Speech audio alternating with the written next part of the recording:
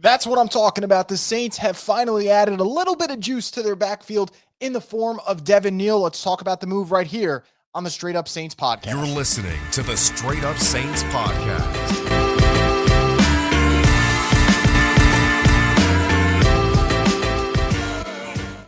What is up, Huda Nation? Welcome inside another edition of the Straight Up Saints podcast. I'm your host, Chris Rosvogo, and as always, the Straight Up Saints podcast is brought to you by Scott Vicknair Injury Lawyers. You've been injured any kind of accident, car, truck, 18-wheeler, hurt offshore. Scott Vicknair handles it all. You give him a call at 504-500-1111 for a free consultation. They'll always fight for the win. We've been kind of clamoring for the Saints to go get some running back help. This is the best running back class in a minute, loaded with depth. And coming into today, into day 3, I put out on Twitter just some guys that I were hoping the Saints would consider. And one of those players was Kansas running back Devin Neal. I mentioned Dylan Sampson. Obviously, Cam Scatterbo ended up being a little bit of a pipe dream because he went super early in the 4th round. DJ Giddens, Jaden Blue went to the Cowboys, and Devin Neal. The Saints grabbing Devin Neal in the 6th round. I like the value, obviously. I think this is an interesting pick in the sense that he doesn't actually fit what the Saints are all about in terms of their athletic scores that they like to use. I'm finding here, he was a 6.66. Saints usually are always about the guys in the 9s.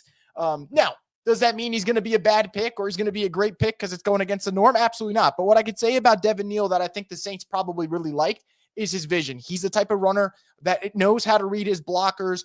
And in a Kellen Moore offense that they're trying to set up, having a dominant O-line, and obviously you're going to need Banks and Fuaga to reach their potential for that to happen, so you got to make sure you have juice in the backfield. And while I don't think Devin Neal's the most explosive runner, and truthfully, I think the biggest knock that I would have on him is I don't think you see like a sudden burst of quickness that you might see from other running backs in this class. I just don't think you're going to get that with Devin Neal.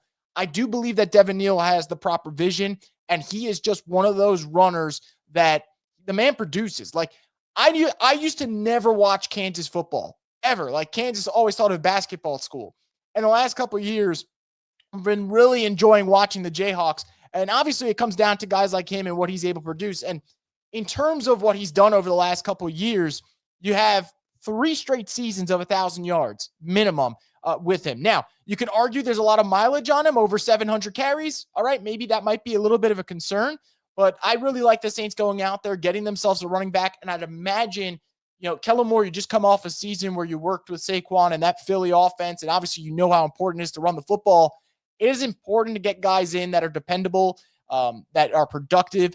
And you got to start pushing certain guys in that building. We know Alvin's Alvin, not worried about him. But I'm a big fan of Kendra Miller. He's never on the field, unfortunately. And I think it is time for the Saints to add young talent and start pushing guys like Kendra Miller. And I believe Devin Neal will do just that. Now, is it a home run pick? I don't know to say that. Do I like the pick, though? Absolutely. It's another position of need. It's adding a weapon that hopefully Kellen Moore's got an eye for.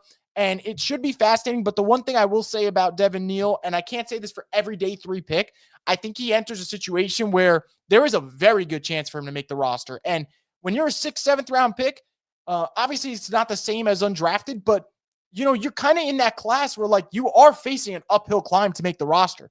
I don't know if I feel that way about Devin Neal. If you look at the Saints running back room, it's not very good. Outside of Alvin, right? We know they have Kendrick, but he's always hurt. We know they have Clyde Edwards-Helaire, but he also is, to me, more of a body right now that they have. Jordan Mims looked good in preseason, didn't do much in the actual regular season.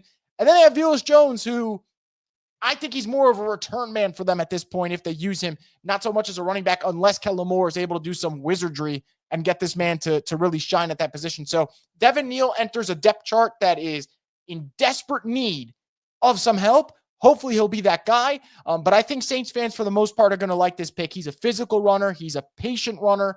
And that's probably the last word I'll use for him because I think it's the most important. He really is a patient runner.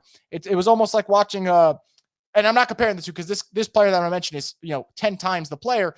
But the one thing I used to love about Le'Veon Bell was how patient he was. Devin Neal would be a very, very poor man's version of it at Kansas in terms of just waiting for your blocks to develop and then hitting the hole when it presents itself. So Devin Neal coming to the Saints, Let me know how you guys feel about that pick in the comments section below. And as always, make sure to subscribe to Boot Crew Media's YouTube page for more from the Straight Up Saints podcast, the destination for the Who Dat Nation.